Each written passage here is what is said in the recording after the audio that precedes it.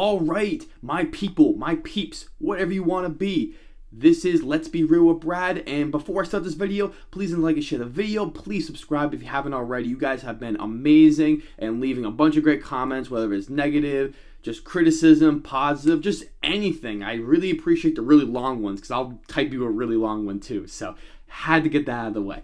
Okay, so we're doing the fifth book, fifth movie, Harry Potter and the Order of the Phoenix. I'm pretty sure everyone has seen this by now, and I am pretty certain that you've made it all the way here and you've had at least seen all the Harry Potter films. So there will be some spoilers, but the film's not going to be, this review isn't really going to be particularly about necessarily just spoilers upon spoilers. It'll be more of an objective feeling that I would have in a more non-traditional spoiler review, but it'll be in here in this one. Just a little disclaimer for all of you.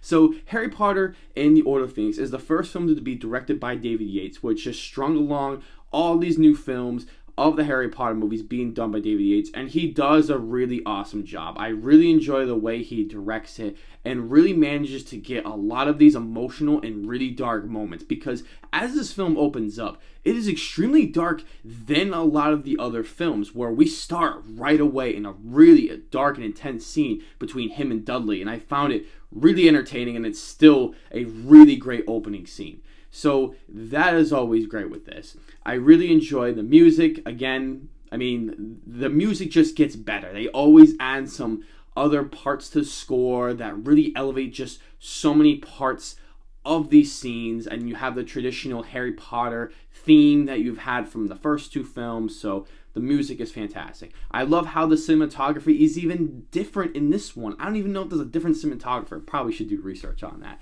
But it seems like, you know, they're all different. They have their own different styles, but it affects the tone and how the story is being presented. But they get darker as they go along. And I feel like that's such a really cool thing that I will be talking about in my big, long Harry Potter review, because I think it's just a fascinating idea of how these films all work with the cinematography. And I think it just makes the presentation so much better for me. So now we're really diving into the meaty, greedy kind of stuff. I mean, unless you're a vegetarian. Boo, that was a bad joke, Brad. Get out of here. Okay, enough shenanigans. So what I really like about the story is the kids having their own like little Dumbledore's world order. I don't even think I said that right. You know, Dumbledore's army. Okay, I said it. And I think it's such a really cool concept of all these kids coming together, and pretty much mostly Gryffindor. I mean, you have some Hufflepuff and Ravenclaw, and not you, Chow. I don't like you. But I really like how they all just like come together and just learning this magic, and just like, you know what, we need to go up against this dictatorship that we're having from Professor Umbridge.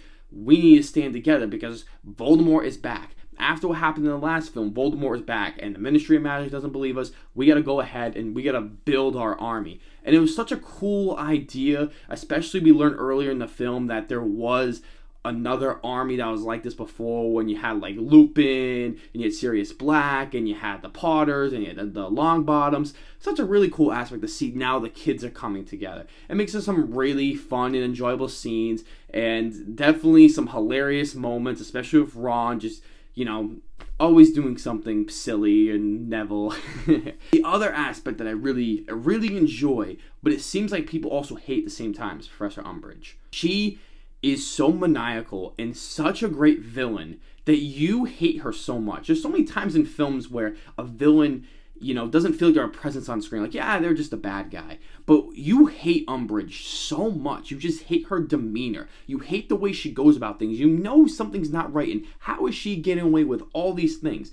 It just makes me no sense. And so I feel like every time I watch this film, I just get so tightened up and I just want to drop kick her off the edge of the century, because she needs to go. But we have to praise that she really does have a whole presence every time she's on screen and has a fantastic performance. So you have to give credit there. And I think she is probably one of the best, like, smaller villains besides Voldemort. I think she's definitely has to be like number 2, even though it really isn't any other like villains, I guess.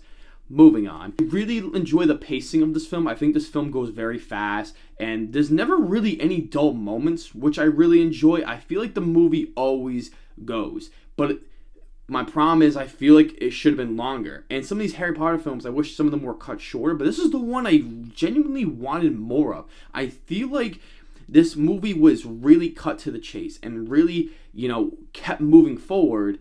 But then there was so much more. I think they could have expanded on everything. And that is a criticism I do have with the film.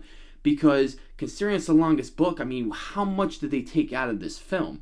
Considering it's really not that long. So I found that really disappointing. Another aspect I really didn't like all that much is the fact that sometimes it can be kind of cheesy.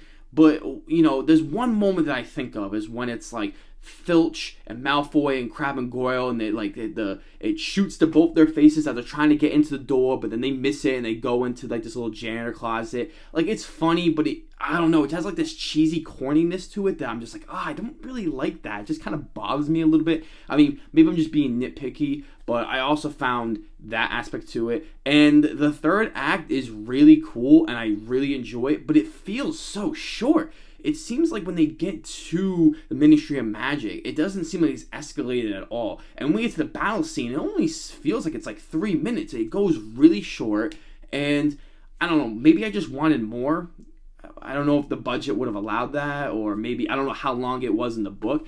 I just feel like that third act was so exciting, and we're getting all these really awesome moments, and some of those moments are just so cool, but I just wish it was longer. I really do like the end battle scene with Dumbledore and Voldemort. I thought it was really exciting, really intense, and the CGI was just so perfect, and it still holds up to this day from 2007, so I gotta give a lot of props to it. I really enjoy how this movie ends as well. I mean, it seems like it really pushes the whole story forward about Voldemort, and now he's back, and everyone knows he's back, and it's just a really changes the franchise because 6 is just much different. So, yeah, I think this is a really enjoyable film overall. I mean, it like all these Harry Potter films, I pretty much give them a lot of the same ratings because they do things that are better than the others, but they also have their own personal issues, which keeps the quality almost to the same.